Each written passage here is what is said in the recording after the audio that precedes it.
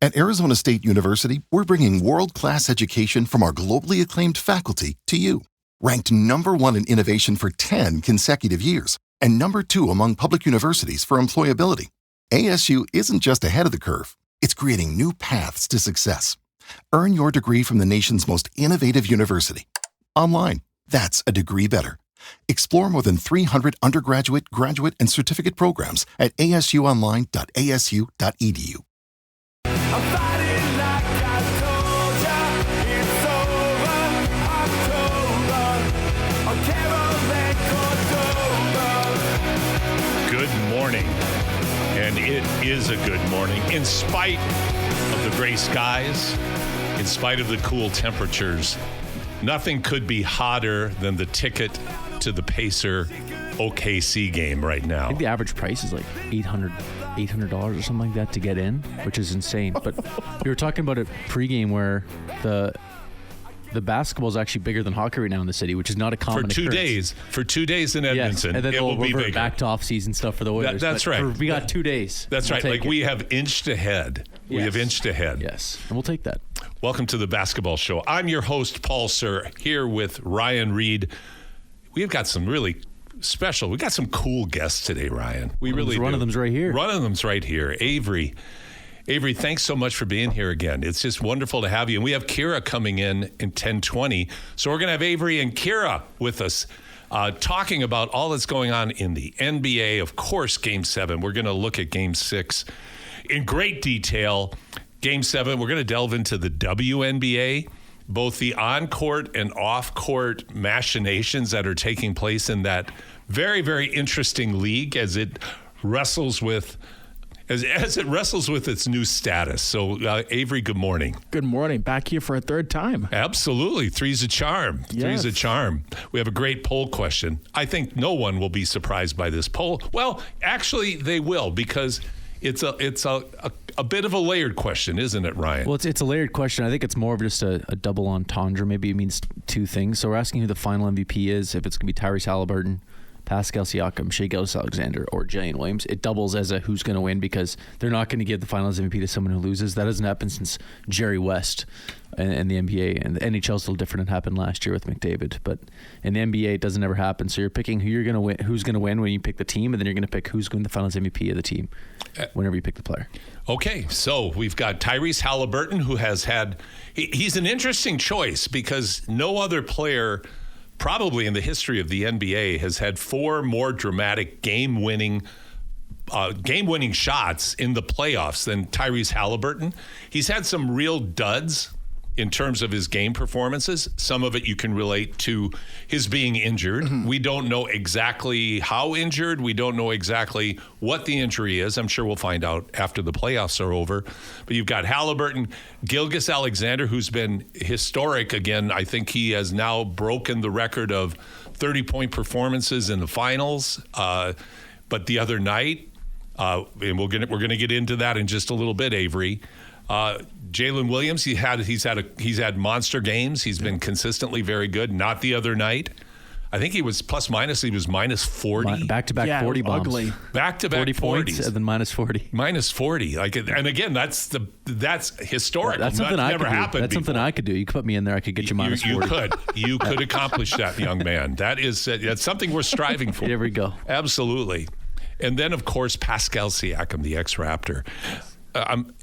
Also on the show, we're going to be bringing in the very, very hot Scotty Lindsay from the Edmonton Stingers. Scotty has been on fire. Now, I'm lucky to be part of the play-by-play team for the Stingers, and I will say this. I'm wrong, and I'm going to admit to something I'm terribly wrong about in just a second. I'm wrong a lot of the time when I'm talking about players, outcomes, etc. But I was right on with Scotty Lindsay. For the Stingers to be good, they had to find a way to get Scotty Lindsay going. And man, is he going now. And he's lighting it up. And the Stingers, bit of an egg laid when they lost to the Honey Badgers out east, but great wins as well against Niagara and then beating the 7-2 Calgary Surge the other night in Red Deer, which is very, very cool that Red Deer had the game the other night between the Surge and the Stingers. We're also going to talk 3x3. Our upcoming Hoop City Festival is only 6 weeks away. talk about that. So let's jump into Game 6, guys. I think that merits really diving in. First of all, I was on the Kevin Karius show the other day, and I wrote a blog this week saying that, you know what, time has just come. Just like the Oilers against the Panthers, the time had come now that the Pacers just had been overwhelmed by the much more talented OKC Thunder. It really looks like Game 6 is kind of in the bag. Right. What is Indiana going to be able to do, Avry, to be able to find something? Halliburton's not playing well. He's hurt. They seem like they've run out of gas. They seem a bit discombobulated. So what happened, Avry? I think the big thing you saw in Game 6 early on is forcing turnovers early on at OKC. And TJ McConnell had one of the better games of his career. That's the kind of guy where his game isn't that flashy, but he's very effective. He's second on the team when it comes to assists. He can get to the basket. That's a hardworking guy that Indiana is thriving upon, who had a big game in Game 6, Paul. He did. And not just Game 6. He was the lone wolf in Game 5, trying to will the Pacers back into what was looking like a blowout game. So, now I agree with you about McConnell. I agree with you about forcing turnovers early. Here's something that I believe very strongly. The best coaching move of the playoffs, the entire playoffs this year, was the shift in defensive strategy by Coach Rick Carlisle and their staff, going away from trying to wear out the Thunder by pressing full court for 48 minutes. And they dropped back and picked up the Thunder much. I saw the difference of where they were picking up. It was like 17 feet. It was an American article. 17 feet closer to the basket than they had been through the entire playoffs. What this did, it was almost like what's called a pack line defense. It's almost where you're defending the perimeter. And what they did was they took away some of the high angles, like when you have Hartenstein. Yes. I love saying Stein. When you have Hartenstein out there setting those monster screens, and Shea and Williams are able to get downhill and attack so effectively and get their defender on their hip. That went away the other night, and the Thunder ended up having high hands. I remember in particular, do you guys remember the time when Pascal switched on to Gilgeous-Alexander, blocked his shot. Gilgeous-Alexander bringing it back. Gilgeous-Alexander was completely flustered. He also did one other genius move, and that was the unexpected, unpredictable double team. Backside double when Shea was starting his move of backing his guy down to get his fadeaway. Absolutely genius moves that completely threw the Thunder out of whack. And the thing that was so interesting, Avry, is I thought the most interesting part of the game, and there were many interesting junctures, but I thought the most interesting part was the start of the third quarter, when the Thunder came out completely with the deer in the headlights. Well, the Pacers didn't hit any shots either. No, they didn't. No, but you're right. The Pacers, you can kind of understand it. They were like 0 for 13. Both teams 0 for 13. 0 for 13. Yeah. And again, put me in there. I can do that for you. You are ready, young man. Minus 40, 0 for 13. Anybody can do that. And you are capable of playing in the NBA at that level. And so but that, I think, Avry, was fascinating, is the Pacers had a letdown. And that was the opportunity for the Thunder to get themselves back in the game, and they just weren't up to it. I'm going to lead to a different question from that, but what are your thoughts on that? I mean, that's going to be deflating, because you're right there. You're a team, and you're playing in Indiana. That's your chance to really take a move in that series. And if you're Mark Dundon on that team, that's deflating, because you have a chance to get back in the ball game, and you can't make a basket, no matter who you are on that roster. That's been so deflating in that quarter, Paul. It is deflating, and we all know great offense leads to better defense. Mm-hmm. We've seen that throughout the playoffs. It's been exemplified throughout the playoffs. But I think Ryan, what the Pacers did is they finally figured out a way to disrupt Gilgeous-Alexander in the modern NBA rules. Like, for me, the obsession, I have two obsessions. One is analytics, and two is the 3-second defensive rule. Like, I think they are just bogus, absolutely bogus. The defensive 3-second, it's like Oh, no, I won't say that. I'll talk about that later. The Elam ending. But I think I think they found a way to fluster them. Now, can OKC figure it out? Yes, but what are your thoughts? Do you think this is a formula that has legs that OKC is going to adjust, but do you think it has enough legs that it still could be somewhat more disruptive than their defense has been up to that point? It has legs, and in this metaphor, I'm going to have the Pacers as just normal ground. But as soon as they go back to Oklahoma, it's 3 feet of mud, so the legs aren't going to do much once they're in the mud of Oklahoma because of the home crowd. Exactly, and I think they're plus 214 at home this playoff. At Arizona State University, we're bringing world-class education from our globally acclaimed faculty to you. Ranked #1 in innovation for 10 consecutive years and #2 among public universities for employability. ASU isn't just ahead of the curve, it's creating new paths to success. Earn your degree from the nation's most innovative university. Online, that's a degree better. Explore more than 300 undergraduate, graduate, and certificate programs at asuonline.asu.edu. And that's a record. They're the biggest point differential ever in NBA Finals playoff history, NBA playoff history period. They have figured it out to some extent. Again, Shea's going to get some shots from the line. He's going to hit some tough shots anyway. An interesting point here is the Pacers have no one averaging over 20 points per game. They have a record number of players. Eight players double digits. 200. If you actually 200 points for you, in Paul, total. Yeah. Quick question for you: who is the last NBA team to win an NBA Finals without having a player average 20 points per game? I'll give you a hint. You too, Avery. I'll give you a hint. It's since 2010. If you can think of a team in that span. Since 2010. Yes. San Antonio? Correct. 2014. Tony Parker. Yeah. Average 18 points a night. I remember watching that one. It was one of the first NBA Finals I was like fully dialed into. I was like 12. So you're out of diapers by then. I was just a year out. By 12, I'd hope so, Ryan. Yeah, Tony Parker averaged 18 a night for the Spurs, and they won. It's only happened 5 times in history because before the Spurs, it was Jamal Wilkes with the 1982 Lakers. So it was a 42-year gap before that. So it's not a common occurrence. And even the last time someone in the finals lost, like a finals team being in the finals without averaging 20, was also the Spurs in 2013. So it's actually it's been such a long time since the team was in the finals without someone averaging 20. Pascal's averaging 19.8, and obviously that could change if he has like a 27-point game in the Game 7. But it is an interesting factoid where they play as a team. And if you're getting compared to the Spurs in any facet, you're probably doing something right. Well, the Pacers are doing a lot right. And by the way, Avery, Ryan just graduated from school and he has a degree, but it wasn't in math. It's 32 years, not 42.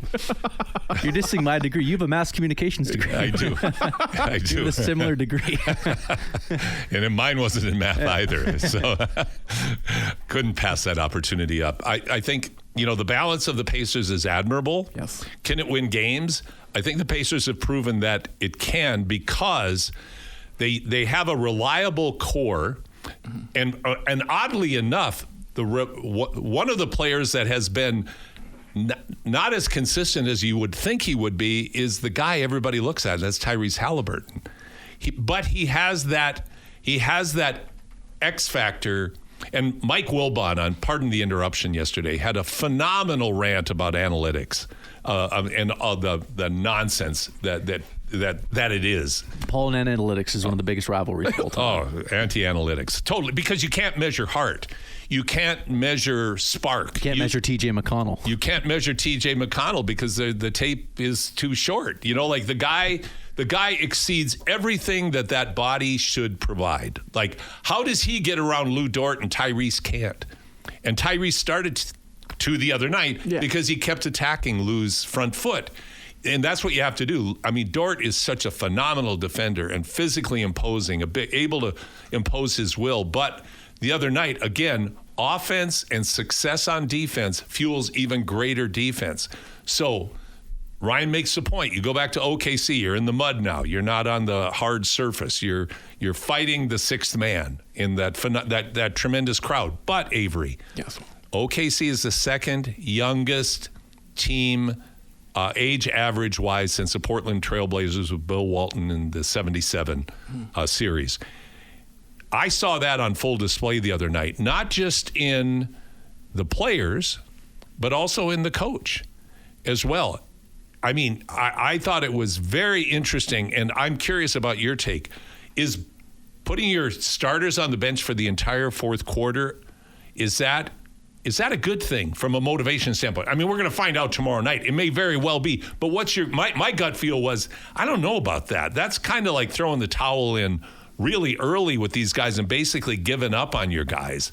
Or is he saying, you guys are so darn good, this is an anomaly, forget about it, let's rest your legs up and be really ready to go when we play in Game 7 on Sunday? Yeah, it was really weird to see. It could be a bit of column A, a bit of column B in the sense, okay, this game is done, but also too, you know what, let's focus on Game 7. Let's not try to kill ourselves here in this game. But you know what, if it happens again in Game 7, that would be a really bad sign. But you know what, you're at home, you're in Oklahoma City, so it shouldn't happen. You should trust your young guys you should trust your stars in Game 7, though. If you trust them in Game 7, you should be good. If you're benching them in Game 7, you're in trouble in my mind, Paul. You're in deep trouble. I don't think there's any way he'll bench anybody in Game 7. What I just thought it was odd to see a guy just say, you know what, we're done. I'm just going to play for Game 7. Guys, you're so good. Go have a seat, watch, and they may be. They may very well be. This might be part of their growth and development as well. They're young. They've been blown out by the Nuggets, the Wolves, and now and the Grizzlies for a half. And Grizzlies for a half. 29 points. Yeah, and they found a way to come back in that. So they have broken at times, but they always come back, which has been one of their great qualities. And I think with Gilgeous-Alexander and Jalen, what I'm curious about, though, guys, and by the way, you're listening to the Basketball Show on Sports 1440. I'm your host, Paul Sir, along with Avry and Ryan. We're waiting for Kiera. In fact, Kiera's here now, so we'll go let her in the studio shortly and get her going with us in the second segment. But I found the other night just a real interesting game from a lot of perspectives. A, Pascal Siakam was magnificent in all aspects of the game. B, TJ McConnell is an absolute joy. It's like you're throwing a hand grenade out on the court. The guy just explodes, relentlessly pursues, makes those special plays. Remember the one where he stole the out of bounds, the inbounds pass on the sideline, turned around, found his teammate who found a guy going in for a dunk. Special plays like that. So my belief was that Indiana just didn't have that in them anymore. Ryan Nembhard's rebound from a terrible, terrible Game 5 and absolutely came back and was clutch in critical junctures in building that 30-point third quarter lead. So, Ryan, do the Pacers have enough? They won Game 1 when they shouldn't have. So they have that in their mind. OKC has that in their mind, too, that no lead is safe. Can the Pacers do it again? Andrew Nembhard will be a key to it, but I will say that the Pacers have had that mindset the entire playoffs. They've been down all playoffs, and by this point, I don't even know if it needs to be mentioned to them. Like, they know they can take care of business. Another thing for the Thunder is Chet Holmgren. We have not mentioned him yet. He was just because terrible. He was unmentionable. He was terrible. Awful game. The entire finals, he's been terrible. He looks nervous out there. He looks like... Well, he looks like he's 7'1" and 195 pounds. Yeah. Like, that to me is the oversight about Chet Holmgren. Looks like Rick Smits. Well, he makes Rick Smits look like Hulk Hogan. He's that... I mean, he is... I mean, Chet, and I say this, Chet is I think he's going to be a very, very good NBA player if he can stay healthy, Avery. I really do. And his skill set is tremendous. He's very competitive. But when you talk about eras, can you imagine, I've always said, can you imagine Chet Holmgren in the 90s against Ewing, Olajuwon, Shaq? What would he do against Shaq?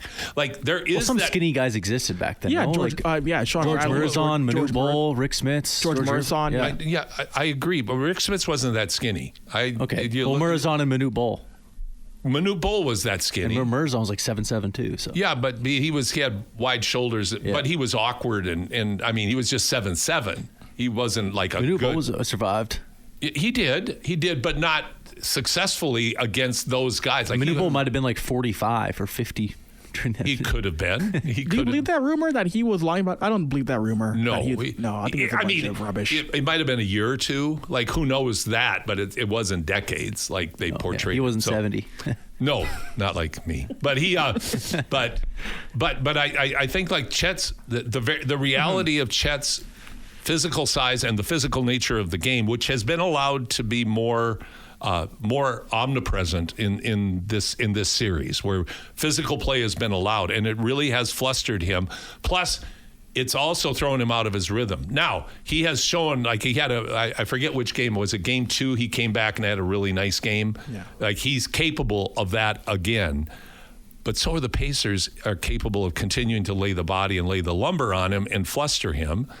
I think the coach Daigneault. Yeah, Mark Daigneault, yes. Yeah, Daigneault. He's made some rookie coaching mistakes. He went away from what got them there and tried to be adapting to it by starting, I think it was Wallace. He started instead of Hartenstein early on. Hartenstein's minutes have been cut down dramatically. Like, They should cut down Chet's maybe dramatically. Well, they might. Yeah. They very well might. And that, again, might be something that works or doesn't work. That's a risk that you have to take. And speaking of taking, we're going to take a break right now. Look at that. What a good segue, huh? And we're going to take a break right now. And when we come back, Kiera is going to join us with Avry and Ryan here on the Basketball Show on your sports leader, Sports 1440. Welcome back to the Basketball Show. Pulsar, Ryan, Avry, Kiera. 2 quick thoughts before we get going into basketball. Number 1, Shining Star. That was the first song I ever heard by Earth, Wind, and Fire. I had a roommate, Jerry Williams. His nickname was the Stroker. Jerry was quite the ladies' man. He was the starting guard on our basketball team. Jerry had more excuses than anyone I've ever known in my life for his bad play in certain games. He always blamed everybody else. But Jerry brought me up to his suite, and he had this great stereo system, and he put that on at full pop. And I heard that great riff at the beginning of Shining Star, and I thought, this is a revelation. And All the way back in the 1910s, right? It's not far off. That's what's scary. The other point I was going to make is I don't know if the combined ages of my 3 guests in the studio right now equal my age. So, like I said, I feel like I'm running a daycare center here. So, welcome back to the Basketball Show, Sports 1440. We've got a Game 7, which is always exciting in any sport. The Pacers, they just don't go away. We were talking, Kiera, before you came on the air about the impact of T.J. McConnell, and Avry was teasing me again about my dislike for what I consider to be the overemphasis on analytics and being able to evaluate what a team's strategy should be. And my comment to Avry was, if you went on analytics, you would never have T.J. McConnell in the NBA, much less as a key player, because he does things you can't measure in data because of the heart and the way he plays. But do you think this relentless Pacer team, who are playing what I think everybody agrees, 100% agreement, clearly is a much more talented, deep team in the OKC Thunder, but do you think the Pacers, taking what they were able to do in Game 6, can build on that in front of the hostile crowd in OKC and be able to find a way to beat the Thunder? Of course. Game 7, I think I'd still take OKC if I was a gambling man, but like you talk about TJ McConnell and not showing up on a stat sheet, and one of my favorite things that I've seen him talk about is how working hard is a skill, and I think that if you have developed that over time, which obviously he has and obviously they have, that's not something that just goes away. That's your habits, that's how you play, that's and it's not reliant on anything else except for what things that you can control. And so no matter where you're at, what game it is, what stadium you're in, who you're up against, like if you're always bringing that grit and that tenacity that they've brought this entire series, this entire playoff run, there's nothing you can do about that. Those intangible things, like they're completely in your control. And so if you've been doing it right up to this point, I don't see why you wouldn't lean on those even more in a Game 7. Well, and I think, his story is very interesting because his father was his coach. His mom would have to separate them sometimes at dinner when they were fighting with each other. His father was extremely hard on him. And, as a father who coached all of my sons, at various stages of their career, it's a really difficult balancing act to find helping your sons be part of a team, not favoring your sons in front of the team. On the other hand, not penalizing your son too much. But the impact that that had on TJ's life is that it was easier for him to go play for someone else than it was to play for his dad. But that carry through toughness and relentlessness. But the other thing that he brings is that tremendous skill. He's adapted his game, Avery, because he's not a very good three-point shooter. Like, he has a week to take a shot because they let him take a shot. But that unique fadeaway, high fadeaway from a guy 6'1" who's not a leaper, but he's able to get the defender, even like a Hartenstein or a Chet Holmgren, off balance and get that shot off. The impact he's made in the generation of belief coming in, I think, has been a real inspiration. So that's going to carry through to Game 7, isn't it? Is that enough? That's the big thing, because again, we mentioned who's on OKC. You got SGA, you got Jalen Williams, you got Chet and Hardenstein, and you're playing in Oklahoma, a hostile building. You know what? If you don't play an A+ game against this Thunder, you'll be down by 15 very quickly. Every game, even Game 6, they were down fast. Mm-hmm. I mean, Thunder comes out. It's kind of like Florida against the Oilers. 2-0 was always the score in favor of the Panthers. I know poor Kiera was one of the many morning. I was thinking, wouldn't it have been a great day the other day, Ryan, for a parade for the Oilers? The rain's pouring down. Everybody's kind of trudging down the street. The floats, the paper on the floats is just falling off, and everybody's sad.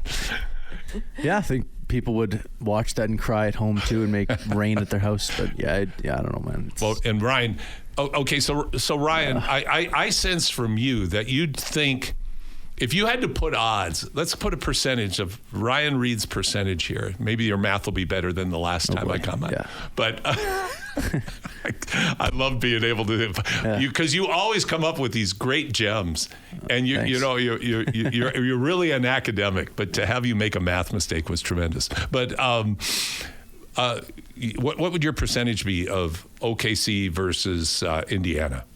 OKC is 75% chance. 75? I think 3 out of 4 times they win that. How's that for math? That's very good. So 3 out of 4 is right. You're absolutely correct. Kiera, how about yourself? You had to put a percentage on it. Yeah, I'd go probably 60-40. Okay. Something like that. OKC is just so good, and having home court advantage is massive too. And I think SGA is too good.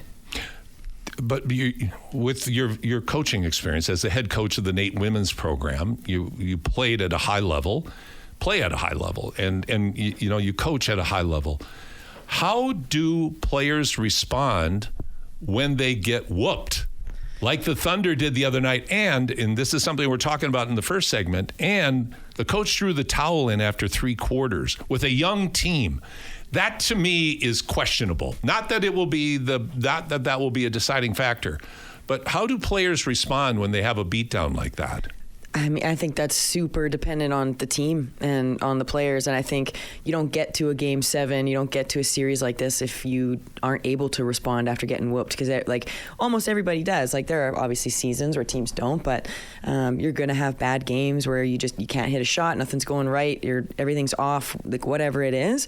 But you're not going to be one of the top teams in the NBA if you're not able to respond to a beatdown. So I think, and sometimes it's, you show up that next game more motivated than ever. And we saw that with the Oilers throughout their playoff run too. They get 5-2 or whatever. I don't even remember what the score. I've tried to black it all out, but and then they. I'm glad we could get you out of the house today, Kiera. Pull me out of my depression. Yes. But and often you see where the response is sometimes you needed that. Sometimes you need to get beat, and you need to have that kind of reminder that you don't show up for full 40 minutes, or NBA is different, but if you don't show up for that entire game, you're going to get beat, and sometimes you need that little reminder with that too. But the best teams always have good responses, and you have to be able to have a short memory and go back to the things that were working before and have confidence in your preparation and respond. It's interesting. It's interesting, Avery, because both Indiana, in stealing Game 1 and somewhat blowing Game 5, and OKC losing game 1 and finding a way to come back in game 5 have points of reference in this series, nevertheless other series. But also, to Kiera's point, we talked about in the first segment, OKC's been blown out by Denver, Minnesota, and now Indiana. And almost, as Ryan pointed out, by Memphis in I think, game 1. Game 3. Okay, thank you. Math. And, okay, so, I mean, now we end up in the one game, one and done for everybody. The thing that I find fascinating about Indiana is their resilience, but there's a tactical element to this in the way that SGA and then Jalen Williams are able to dismantle a defense. We talked about the defensive strategy of the Pacers. Can that be enough to keep SGA off balance enough and Jalen off balance enough so that midway through the game or in the third quarter, Indiana can be in it? I think it's going to have to. You have no choice to find a way to get him off balance. If you're a Carlisle company, you have no choice but to do that. But I think they can, because you mentioned resiliency about the Pacers. They're a team that has been able to find ways to stay in this series, find ways to get wins. So I think they can do it. It's a matter of, can you do it enough? Because if you can't do it enough, like you mentioned just now, they'll find a way to bury you very, very quickly here, Paul. So, and you're listening to the basketball show on Sports 1440. I always forget to mention that because I'm listening and I'm getting so engrossed in the topic. But it's what a great gift to have this topic to talk about, Game 7, and such an unusual game. So I'm going to go back to you real quickly on this, Avery, and that is one of the things that I thought jumped out at me, which I'm really curious in terms of not just how he'll respond, but how the Pacers will respond, is that SGA uncharacteristically had 8 turnovers the other night, and bad turnovers. A lot of it came when they doubled him from the backside when he was doing his back down to get his fadeaway. Do you think SGA has shown such maturity throughout these playoffs, throughout his career? Yes. So, and the other night, I thought it was very cool how he owned it after the game, like about how bad they were. So SGA is going to respond. Let's take that for granted. Jalen Williams is going to respond. If you've got these two guys getting, like, let's say SGA gets 35 and Jalen gets 27, who do the Pacers have to stop beyond that, though, to give them a shot? Or better question, who has to step up for the Pacers? I know it's sort of an obvious question, but it really isn't. So what are your thoughts? Who really has to step up on offense for the Pacers in Game 7? Man, I think it obvious one is, of course, it's Pascal. He's got to be the big guy again. I know he's battling injuries, but, injury or not, you need Tyrese. Injury or not, he has got to be a guy who comes in a big way for this team. Those are 2 big guys. And again, TJ McConnell, he's someone who the Thunder are going to focus in on now, because even though McConnell is, that scrappy kind of guy, if you ignore him, he will burn you. So I think those 3 guys of Tyrese, Pascal, and McConnell, if you're OKC, you got to find a way to shut them down in Game 7. You're going to have to. You have no choice, I think. Okay, great points. Kiera, coach, what would you do with TJ McConnell if you were the coach of the Thunder? Like, what would you do to try to thwart him? Because he's beating Lou Dort off the dribble. I think that point was made where Tyrese has had a really tough time. But what would you do? Would you send a second guy at him to try to stand him up, or would you just keep trying to defend him as best you can? Because if you ignore others, he's going to burn you that way? Yeah, I think I wouldn't send a second at him. I think you got to trust that Dort's going to have a bet. Like, Dort is just such an incredible defender, Absolutely. and I feel like he's not going to back down from that challenge, and it's not going to be something where they need to send another one. I do think that where OKC have been burned with him a little bit is they almost forget about him at times. Like, the amount of steals that he's gotten off of, like, baseline out of bounds into, like those, like, they take him for granted, and they kind of just forget about him and think that he's really not a big threat. And so I think just understanding his type of play, and that he's always coming. There's never a spot where he's stopping, especially on defense. Like, he's in those spots where you don't expect him to be, and he gets steals where you're just a little bit lax, like he didn't throw that pass exactly how he should have, or he didn't throw a fake, or something like that. And I think they just they can't forget about him. They can't just allow him to roam and get those like those steals, create those turnovers that in the end of the game have kept Indiana in those games and then allow them to make those pushes at the end. So I think like it sounds super simple, but like you just can't forget about them. But I think that's a valid point, because I think with TJ, he's literally engaged for the full play. Where most players, basket goes through, you're running down the court thinking about where's my check. Exactly. Where TJ's thinking this guy, he's baiting a guy to see if he can step in and make a key steal. His mental switch from offense to defense is just immediate, right? And I mean, everybody on the NBA, like you're in there, like they have that, but it's immediate. There's never a lapse in between. And that's where he gets those little plays that end up adding up and making a huge difference down the stretch. Absolutely. So Ryan, when you're getting, here's kind of a final scenario as we're talking about. I think everybody feels like OKC very well could come out and they're going to be jacked. The adrenaline's just going to be pumping. Crowd's going to be insane. It's not inconceivable that the Thunder come out, guns a-blazing, go up 15, really look like they're going to roll over them. As a player, I'm sure you got rolled once in a while. Yeah, considering me a player is a little bit generous, but I'll take it. As a former possible player. Didn't play a game at the college level. But when you were playing, if you were getting rolled, what did you have to find in yourself as a player to weather the storm and realize it was a long game and that you had to find a way to inch your way back into it? It's very cliche, but I think it's still just the one possession at a time thing. Let's win the next 2 or 3 possessions. Let's score, then stop them, and let's get a stop, and then score. To get a stop, and then score, and just whittle that down. Like if it's a 15-point lead, let's get this to single digits in the next couple possessions, and then let's get this to 5 points, but 2 minutes left, or that kind of thing. Whittling off little pieces at a time is very important, especially with the Pacers having that cohesive mentality where everybody scores. And we talked about it earlier. They're the first team since the 2014 Spurs with Tony Parker to have nobody averaging 20 points per game in the finals. So to circle around back to the key players, I think everybody on the Pacers is a key player. They need all their guys to get 12 points, 13 points. They need Obi Toppin hit a couple open threes. They need TJ McConnell to do his thing. They need Miles Turner to hit open threes. They have to have Miles Turner get his screens that he's supposed to do and open up everybody else. It's such a team game for them, and I think the key for the game is to have everybody get their 12 points, hit their open looks that they need to hit, and possession by possession, especially in the mud in Oklahoma. I don't think I got your percentage, did I, Avery? I don't think so, Paul. Okay, no. What's your percentage? My percentage is going to be OKC 65-45, because again, I'm not going to count out a team that's resilient in Indiana. I compare they're a whack-a-mole. You know the whack-a-mole arcade game where you try and knock them down, they keep coming back up no matter who it is.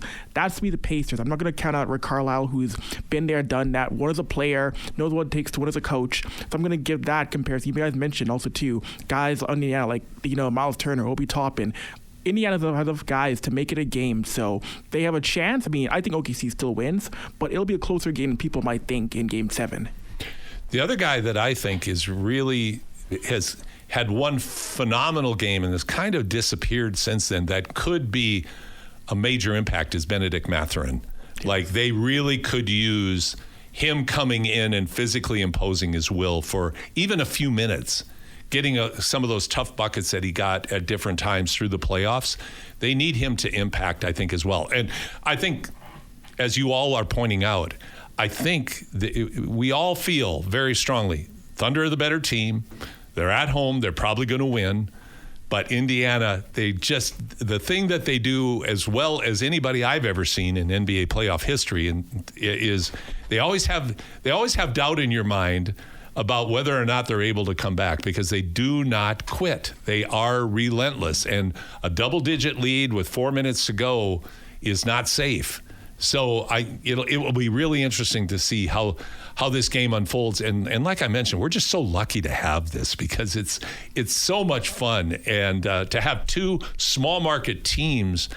And I have a quick comment on that. To have two small market teams with phenomenal organizations, without the resources of the big boys, be able to put this together over a long period of time through strategic drafts, trades, and financial management, I think is just great for the league. I also don't want to tell, quick comment, I don't want to tell Raquel how to coach. He got his first coaching job in the NBA, not even before I was born. My parents were 11. So I don't want to dive in and tell Rick Carlisle what to do. Like, they'll cut it to 5 with 2 minutes left. He knows what he's doing. But you're going to anyway. I did. That's what you're leading up here. So, I mean, But it's like saying, I really don't mean to be cruel when I say this, but I really hate your hairstyle today. I have a hat on. No. So what were you going to say? Well, that was it. I just wanted to clarify because he's been at it for a long time. So I'm very confident he'll figure it out, especially with this run too. He kind of cements himself with one of the better coaches in the 2000s easily, right? Like he built the Pistons before they won the championship. He left before they won, and then they got the championship with the Mavs. Is one of the tougher championships in modern NBA history. And then this run too with the Pacers underdog story. Like, he's got to get some credit for that. So, well, he'll be in the Hall of Fame. Won a championship with the Celtics in '86. Was Larry Bird's assistant at Indiana. I mean, his pedigree is incredible. So, great game coming up. Well, Avry. Yes. Thank you so much for joining us today. Of course, Paul, anytime. Your insight is always appreciated, and we please share with everybody how people can follow you in all of your endeavors in the sporting world in our city. Yeah, of course. I'm on Twitter at Avry, A-V-R-Y. You can read my content on averysports.com. Do a great job, Avry. Thanks so much. We'll have you on again real soon. Of course, sounds good. And we're going to continue after we take this break with Kiera. We're going to do a deep dive into the WNBA, both from the on-court play, what's going on in the media, all the controversies that are happening. It's a real interesting time in the WNBA. So we're going to really go into the weeds on this one. So thanks so much for joining us today. You're listening to The Basketball Show on your sports leader, Sports 1440. Welcome back to The Basketball Show. Paul Sir, Kiera Lyons, head coach of the NAIT women's program, joining Ryan Reed and myself this morning. We're going to take a move over to the WNBA, which has been in the news a lot, Kiera, but not always for great reasons. I think, kind of to put some context around it, the emergence of the WNBA and the attention and the focus that's been received, the viewership, all of the increase in interest in women's basketball, certainly women's professional basketball, has been very, very, very. It's been a very, very dynamic time for the sport. Having said that, it's been interesting to watch, and of course, I'm extremely biased. I'm from Iowa, so Caitlin Clark to me is something special. My 91-year-old mother with macular degeneration watches Caitlin Clark every game. Living on the farm in Iowa, but. She's transformed the game. She's Tiger Woods. She's Michael Jordan. She's Larry Bird, Magic Johnson. She's just that type of athlete that comes along once in a while that, for whatever reason, galvanizes people's attention. She's Steph Curry. I think that's the greatest parallel when you talk about basketball. She's changed the game single-handedly. Are there great players before her? Absolutely. Were they pioneers? You bet. Has women's basketball struggled to get the kind of notoriety and the recognition and the respect it deserves? Of course. But I'm really curious, Kiera. I think social media lends itself to the kind of negativity that can somehow creep into literally everything in life. But certainly it's happened with the WNBA. As a woman, as a player, as a coach, how do you view all that's going on with the WNBA, then the layers of good and not so good? It's difficult to kind of go through it and have an opinion on it, because we're talking about it right now. Exactly, which is great. Yeah. So and it's hard to know what is kind of generated as storylines and what is actually happening on the floor. Like you said, there's a lot of different storylines that have happened in the WNBA, and people are talking about, how people hate Caitlin Clark. Why does the WNBA hate Caitlin Clark? Why aren't they protecting her?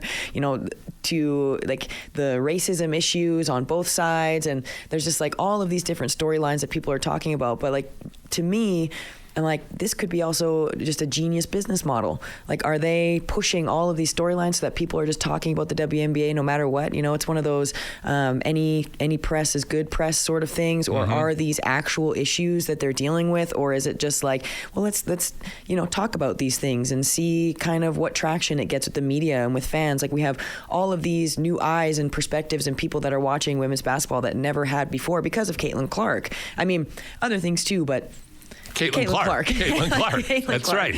And so it's hard for me to know kind of what's true and what's not. And to me, like, you never want to see it in a negative lens, or having people think negatively about the league or the sport or whatever. But at the end of the day, like, everybody's talking about it. People are tuning in to see it. And it's creating this expansion and evolution of the game and women's sport in general. And so I love it. I think that it's great. And I think that if you were to talk to the players, all of these things are so much less controversial and far less issues than the fans and the media make it out to be. But the fans and the media are the ones that, you know, push viewership. And so it's getting more eyes on the game at the end of the day. And I think that's, you know, that's what they want, right?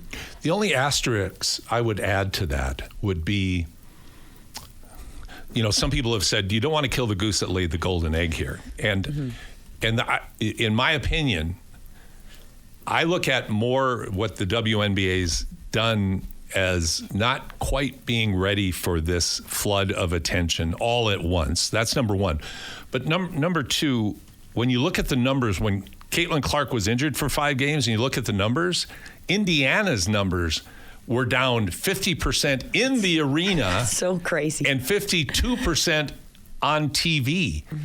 Now you got to look at it and go, you know what? That's the deal. That's what we've got right now. And it's not so much that you have to give Clark special attention. Caitlin Clark complains too much.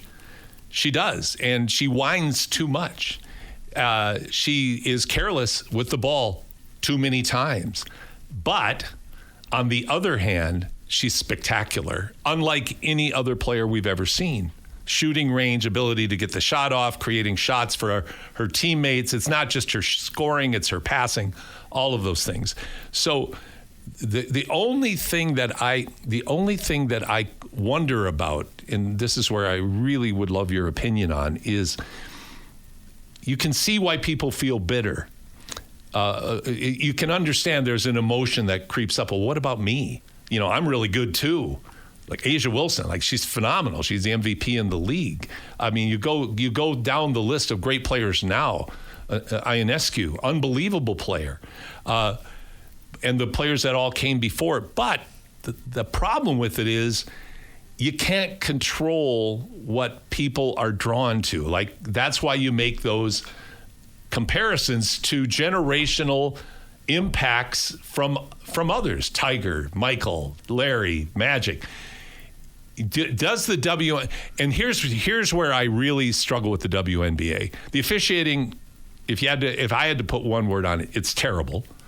And number two, the reluctance to seemingly treat fouls against Clark the way they should be treated, that they most likely would be treated if it were someone else. That starts at the top to me, because you wouldn't get the other night's incident you wouldn't have her get poked in the eye, knocked to the ground, nobody get ejected. You know, like the fact that she got a technical on that play too, like for. So I was having somebody in her face, in her space, in her after face. After she poked her in the eye. After she poked her in the eye and then giving her a technical, she pushed her away, made contact and pushed her away. And then the tackle at the end of the game, again, and the WNBA comes out and doesn't suspend anybody. So it's kind of like, I don't know if they know what I think they're just really struggling on how to handle this.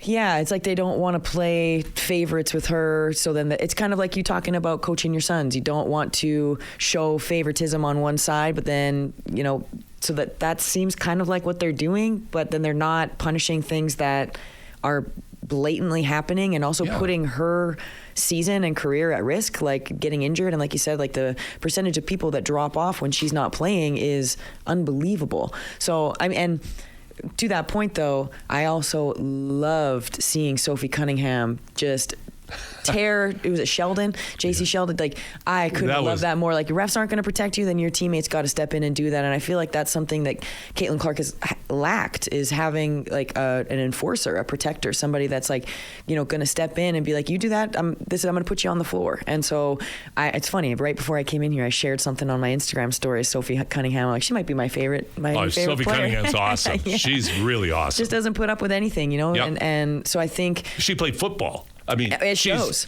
She's genuinely tough. Like, that's not an act. Yeah, and so I loved seeing that, and that's. I wish that would have happened sooner. And I know they're fairly new teammates, and so it's nice to see that Indiana has decided that they're going to start building around that and putting somebody that can actually protect her. Because if the refs aren't going to do it and the league's not going to do it, like, somebody needs to, and it needs to be that frontline protection from her teammates. And so seeing that is really good, and adjusting the way that they ref definitely needs to be something that they're talking about, and I'm sure that they are, because she's getting poked in the eye, she's getting shoved to the floor on dead balls. And like, I don't remember last year when she got pushed to the floor and then Angel Reese is celebrating on the bench, and it's just like, that's not, it doesn't seem like they understand that when she eats, they eat. Like, all of these things that are happening for the WNBA, the way that you're flying, the way that you're treated, the stadiums that are getting filled, like, that's because of her. So if she's not playing, those things go away. So instead of having that jealousy, like, that's the goose that laid. You're describing the goose that lays the golden egg. Mm-hmm. You're listening to the basketball show, Sports 1440. Kiera Lyons, head coach, Nate women's basketball. Ryan Reed. Ryan, I'm kind of acing you out right now because I want to really get into Kiera's thoughts. Oh, I totally understand. Yeah. Well, especially since you made a math mistake. That's just, you're sitting in the corner for a while here. Yeah, one job. So. What you're saying is true, and I'm sure they are talking about it. They're sure taking their time in getting a better outcome. To me, this isn't rocket science. I mean, you're dealing with something that really shouldn't be that hard to deal with, and so I do fault the WNBA at that level, and I'm sure the NBA, since last year they still had to fund $40 million, even with all the growth, is putting pressure on them as well. But I'm very hopeful for the outcome of this, because just like you said, the attention, historic, like unlike any other era, and the trickle down potential for young girls to want to play basketball now.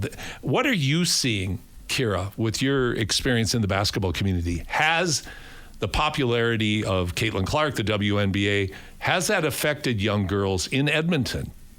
Yeah, I think it's affected, and not just basketball players. I feel like it's affected young athletes, like not just in Edmonton, but everywhere, and people know who Caitlin Clark is, and you see people wearing Caitlin Clark jerseys, and not just young girls, but young boys and grown men, and I think that's been such a struggle with women's sports. Is like, there have always been girls that are interested. There's always been girls that want to play, that now they have a path to play professionally their entire lives. Like, they can dream of being a professional athlete and turning their passion into something that makes them actual money and makes them a living, and that's fairly new, that it's young girls can dream about that for their entire lives. It used to be just college or university, and then very select few went pro somewhere, but that the visibility of that was so limited, and you never got to watch it on TV. And the cliche of, if you can see it, you can be it, is such a true statement. And so now this visibility with Caitlin Clark, it allows girls to dream about that at such a young age, and they can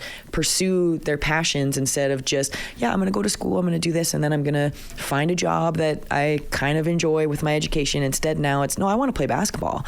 I want to play hockey. The same thing with the PWHL. Like, no question. This is what I want to do. This is what I want to turn this is what the career path that I want. And I think that is incredibly important. But on the other side of that, having the support of, having the respect from young boys and the support of grown men is a barrier that's really been something that we've tried to push through. Like there's always, you hear about men that played in junior high thinking that they could beat university college girls or professional think they could girls. beat Caitlin Clark one-on-one. Exactly. They talk right? about that on social media. The lack of respect is something that, makes you want to beat your head against the wall, but it's something that needs to happen so that the game can continue to grow, and so that generations afterwards, that respect is already in place, and they understand that they are unbelievable athletes, and that the skill that they have and the hours that they put in is exactly the same as their male counterparts. And even though it's the same sport, it's a different game. The adaptation of the women's game and the men's game are completely separate things. And if you love the game of basketball, you love the women's game. The ball moves. It's so team oriented. The communication, like the style of play is just totally different. And if you love the pure aspect of the sport, you would love the women's game. But so many people just wouldn't even pay attention to it because of this lack of respect, thinking that it's bad, thinking that it's, it's just the men's game, but smaller and slower. It's like that. You're so wrong. But you've never seen it. You've never watched it. And you have this sexist view of what women's sports are, that they're just a lower level version of the men's sport, where that's completely false. They're just a different game. Completely. So I think getting that and having, like I said, like young boys that are going to grow up having this respect for these women athletes at a young age, and they're wearing Caitlin Clark jerseys and they're excited to see it. Like that's such a huge part of garnering support for not just women's basketball, but women's sport and women athletes. Well, and I think that the tremendous support that Caitlin Clark and the WNBA has received from NBA stars like LeBron, like Steph Curry, huge, like Dirk Nowitzki, like that have been very outspoken praise that they've showered on her in support of her and acknowledging what she does, what she is doing to revolutionize really the women's game. And I think to your point, the lack of respect, I totally agree with you. Like the other day, there was a guy I kind of like named Jason Whitlock who does a sports talk program, and he talked about the Barbie fight the other night. And it's like, come on, man, that's so sexist. That's so... That's just so not just inappropriate, just archaic in terms of what you're saying. These are hardcore professional athletes out there trying to make a living and competing so hard. We had such an opportunity here in Edmonton when we had the Canada basketball women's national team here. And, having been able to go and watch so many of their practices and, of course, games when they competed here, kind of the thing I came up with is that it's beautiful horizontal basketball because it's not nearly as vertical as the men's game, but it's technically so good. And the quality of play, just like in men's, I mean, if you go back and watch the 90s, in the Bulls teams in the 90s, and you compare them athletically to the teams today, it's very, very different. Same with the WNBA. The game today is much better, and the athletes are much more skilled and much more diverse. And I also think, and I want to walk on eggshells with it a bit, but I do want to address it directly. I really find it unfortunate when there's a racist element added to the fans of Caitlin Clark, because I think we all agree one of the great influences for young kids is when they see somebody they can relate to and say, I want to be like that. So if you're a young black athlete and you see, and I'll just use Michael Jordan, or in a contemporary sense, Steph Curry or Shai Gilgeous-Alexander, and you say, I can relate to that person because I look like him, and he's done this, and I can do this. Same with young girls. I don't think you should penalize people's tastes like that and imply that there's a racist element. If young white girls relate to Caitlin Clark, well, that's great. But young black girls do too. And so I think it's such a mistake when that element is thrown into this. It's forced into it. It's dropped into it. It's not based on anything real. It's just somebody trying to get a hot take, somebody trying to get a rise, or somebody that's jealous and just plain pissed off and wants to take a shot at somebody who's having this success that they envy. Yeah, it's such a... It's awkward. Yeah, it's just really clumsy and awkward. Yeah, and to throw that in for a storyline, like, and kind of talking about what storylines are real and what are they trying to do just to, get it's clickbait, it's whatever. Right. And trying to fish through that with the WNBA right now, I think is a little bit difficult because, people ask questions and you're like, why would you talk about that? Why would you make that a storyline? Why would you bring that into this? This isn't a part of that. That's such a damaging thing to do and say. And so it's also the responsibility of the media and of reporters to, have responsible reporting and have basis to the things that you're saying. And if you're going to throw those things out there, like, you better have some really solid proof or a very good reason as to why you're bringing that up, and not bringing it up just for a storyline. Those things should only be brought up to advocate for change, not because you want people to click on your Instagram or your Twitter or whatever. And I think that that's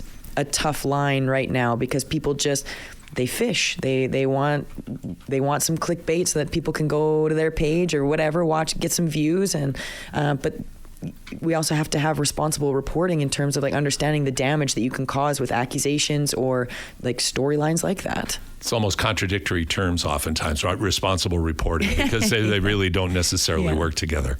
Unfortunately, we're out of time, Kiera, but thank you so much for joining us. Please share with our listeners how they can follow the Nate Ookes women's basketball program. Yeah, it's Ookes Women's Basketball, like OOKSWBB on Instagram. That's pretty much it. But come to some games. That would be the best way. We're in our gymnasium. I'm going into my 4th year, and it's going to be an exciting season. Yeah, exactly. Going into her 5th year, she needs it. She deserves it. So, the ACAC is going to be really strong this year and exciting. So, best way to support it is to come out and watch. Couldn't agree more. Kiera Lyons doing such a great job at Nate with the Ookes program, but you're a great commentator and a great representative for the women's game. Thanks so much for joining us here on The Basketball Show. Thank you for inviting me. I appreciate it very much. We're going to take a break. We're going to come back with a short segment. Then we're going to bring in Scotty Lindsay from the Edmonton Stingers at 11:20 today. You're listening to The Basketball Show on your sports leader, Sports 1440.